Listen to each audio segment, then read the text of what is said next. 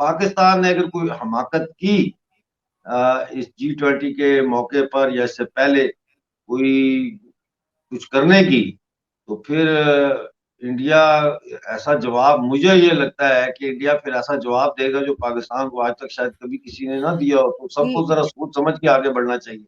अगर India G20 के साथ इंगेज कर रहा है फॉर द कश्मीर इशू और उसको एक बहुत ग्रैंड लेवल पे कर रहा है, तो I guess it's a right way thing, right way to do things.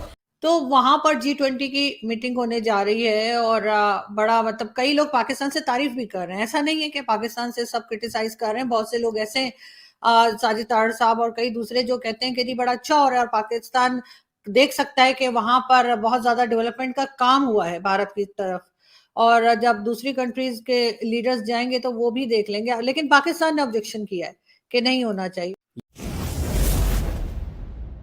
नमस्कार दोस्तों, जय हिंद। Welcome to after morning news channel. Bharat द्वारा मई में श्रीनगर में G20 के टूरिज्म वर्किंग ग्रुप मीटिंग की मेजबानी करने पर कड़ी प्रतिक्रिया हुई है। पाकिस्तान के मीडिया अपने लोगों को याद दिला रहा है कि भारत इस क्षेत्र पर अवैध नियंत्रण का दावा करता है। एक्सप्रेस ट्रिब्यून कहता है, अधिकृत कश्मीर के क्षेत्रों को एक सुलझाए गए मुद्दे के रूप में पेश करने की भारत की पैंतरेबाजी कुछ और नहीं बल्कि एक तमाशा है। इससे भी महत्वपूर्ण बात यह है कि ट्रिब्यून विश्व समुदाय से भारत के कब्जे वाली जम्मू और कश्मीर की कानूनी स्थिति की जांच करने और संयुक्त राष्ट्रों के प्रस्तावों में निहित जनमत संग्रह कराने के लिए उस पर हावी होने के लिए कह रहा है। कश्मीरियों के साथ बीजेपी निर्दयतापूर्ण, क्रूर और बर्बर हो गया है। ये G20 सदस्य से बैठक में भाग लेने पर पुनर्विचार करने पर आह्वान करता है, क्योंकि श्रीनगर में उनकी उपस्थिति को क्षेत्रों के अवैध कब्जे को निंदा करने के लिए देखा जाएगा।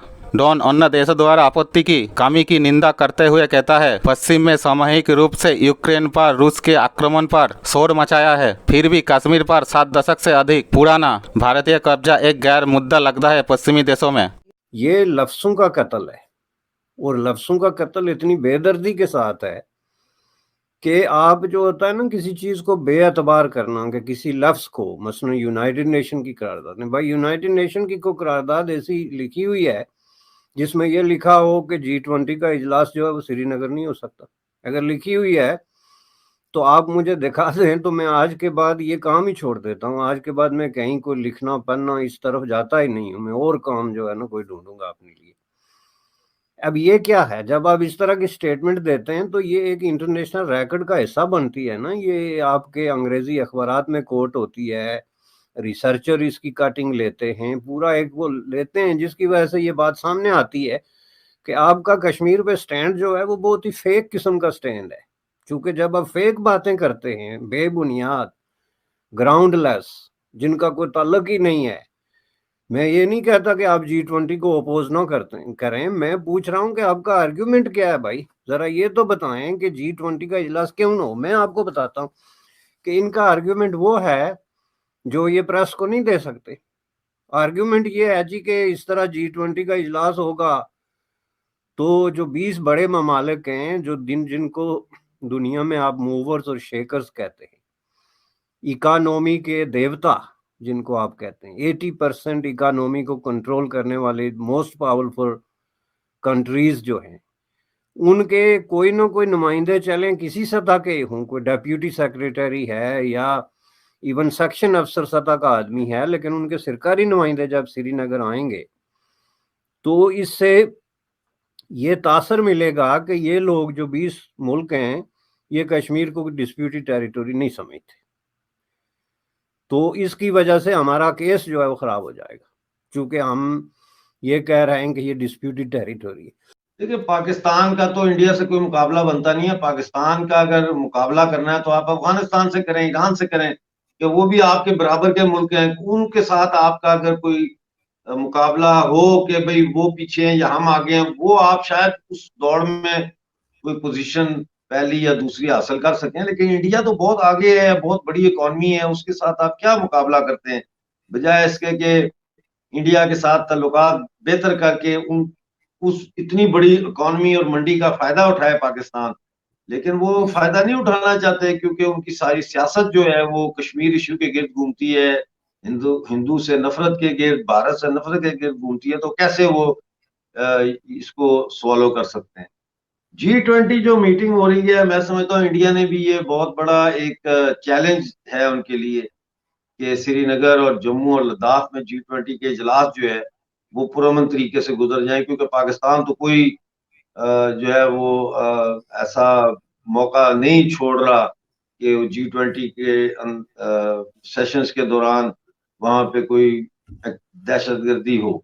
इसका रोज वो ड्रोन भेज रहे हैं और इंडिया वाले वहां सिक्योरिटी वाले मार गिरा रहे हैं। अभी पीछे 3 दिन पहले इन्होंने ड्रोन भेजा था और उसमें 131 राउंड जो है AK-47 के और 5 मैगजीनें और 5 स्लिंग्स जो होती हैं वो, और 2 लाख भारतीय करेंसी, और उसके अलावा एक पैकेट काल्बन ड्रग्स का वो पकड़े उन्होंने वहां।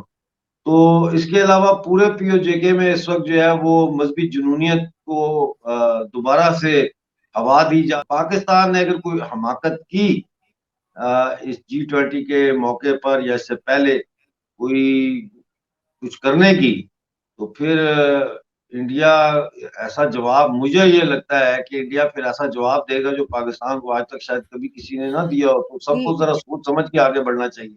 कश्मीर में इस वक्त जो चीजें चल रही हैं, मैं उसके एक पूरा वो इसका बैकग्राउंड भी बताना चाहूंगा कि एक तो ये पहले ही अनाउंस था कि उन्होंने ये कश्मीर के अंदर करना है, और बल्कि जो G20 के सारे थे उनको उन्होंने सारा स्प्रेड किया था भारत के अंदर, मुख्तलिफ रीजन्स के अंदर उनकी मीटिंग करनी थी। ये कोई नई बात, कोई सरप्राइज नहीं है। लेकिन पाकिस्तान की तरफ से मैं ये बताना चाहूंगा कि पाकिस्तान हर चीज के ऊपर जो है वो अपनी ग्रिप लूज करता नजर आ रहा है। इमरान खान दौर से पाकिस्तान आइसोलेशन में है, और उसके बाद जो इस वक्त दुनिया में नए ब्लॉक बन रहे हैं रशिया और चाइना के, उसमें दोबारा पाकिस्तान इज नोवेयर समवेयर। बल्कि जो मैं समझता हूं नए ब्लॉक बन रहे हैं ईरान के साथ रिलेशनशिप चाइना के ठीक होने से, Pakistan is going to lose their leverage with China at the same time.